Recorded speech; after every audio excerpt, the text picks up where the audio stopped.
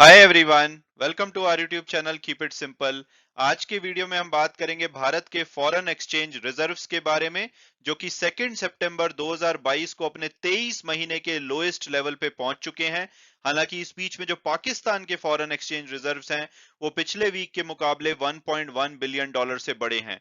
तो आज के वीडियो में हम डिस्कस करेंगे कि भाई भारत के रिजर्व्स कम क्यों हो रहे हैं और पाकिस्तान के रिजर्व्स बड़े क्यों हैं। और आगे बढ़ने से पहले अगर आपने अभी तक चैनल को सब्सक्राइब नहीं किया तो प्लीज सब्सक्राइब करके हमें मोटिवेट कीजिए। तो सबसे पहले अगर बात की जाए लेटेस्ट डेवलपमेंट की, तो जो 2 सितंबर 2022 का आरबीआई ने डेटा रिलीज किया है फॉरेन एक्सचेंज रिजर्व का, उसके हिसाब से जो पिछले वीक के मुकाबले हमारे रिजर्व हैं वो 7.9 बिलियन डॉलर से कम होकर के अब 553.11 बिलियन डॉलर रह चुके हैं। और अगर आप देखोगे तो अक्टूबर 2022 के बाद ये सबसे लोएस्ट लेवल पे है, यानी कि 23 महीने के लोएस्ट लेवल पे पहुंच चुके हैं। अक्टूबर 9 2020 को जब डेटा रिलीज किया गया था तो हमारे फॉरेन एक्सचेंज रिजर्व 552 बिलियन थे, जो कि लगातार उसके बाद बढ़े थे, और सितंबर 2021 में इसने लाइफ टाइम हाई 642 बिलियन के नंबर को टच किया था। लेकिन उसके बाद से इसमें लगातार कमी देखी जा रही है और अब ये अपने 23 महीने के लोएस्ट लेवल यानी कि 553 बिलियन डॉलर पे आ चुके हैं।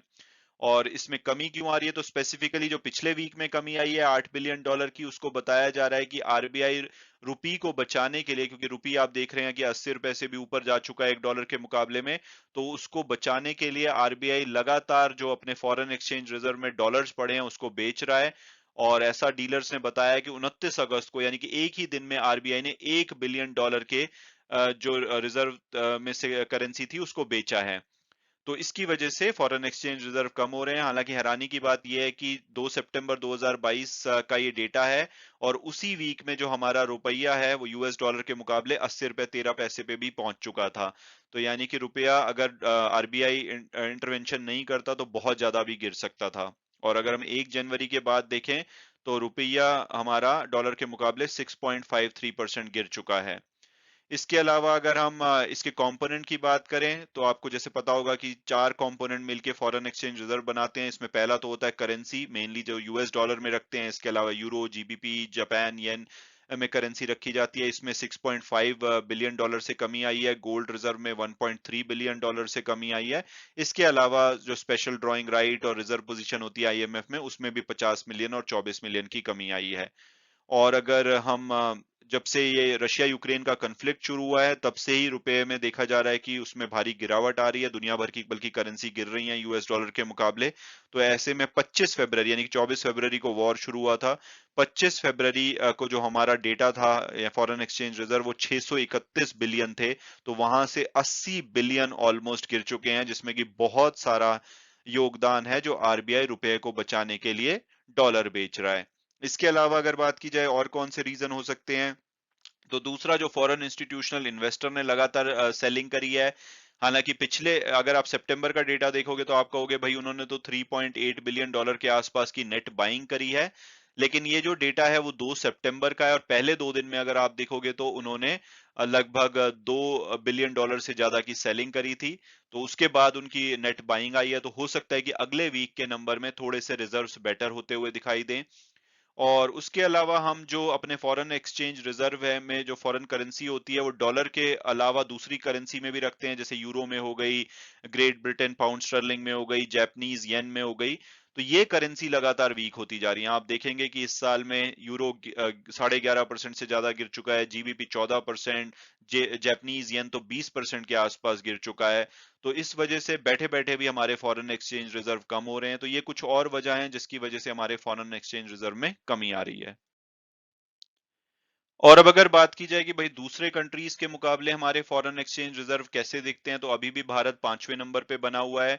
रशिया से हम थोड़े टाइम पहले पीछे हो गए थे और अभी भी हम 5वें नंबर पे हैं। 553 बिलियन डॉलर अब हमारे रिजर्व्स हैं। और हमारे पीछे ताइवान है, हालांकि उसको चाइना का ही पार्ट माना जाता है। तो हो सकता है कि थोड़े टाइम में आपको ताइवान भारत से आगे निकलता हुआ दिखाई दे। क्योंकि डॉइश बैंक की एक रिपोर्ट आई है, उसके हिसाब से जो हमारे फॉरेन एक्सचेंज रिजर्व हैं फर्दर उसमें कमी देखी जा सकती है। और उसके पीछे की मेन वजह इन्होंने बताई है कि जो हमारा ट्रेड डेफिसिट बढ़ रहा है। आप देख रहे हैं कि हमारे एक्सपोर्ट पे थोड़ी सी रेस्ट्रिक्शन लगाने की वजह से एक्सपोर्ट में कमी आ रही है।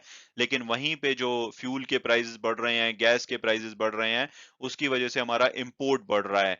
और जो ट्रेड डेफिसिट है उसका गैप अब मर्चेंडाइज का अगर हम सिर्फ बात करें तो 125 बिलियन के आसपास पहुंच चुका है।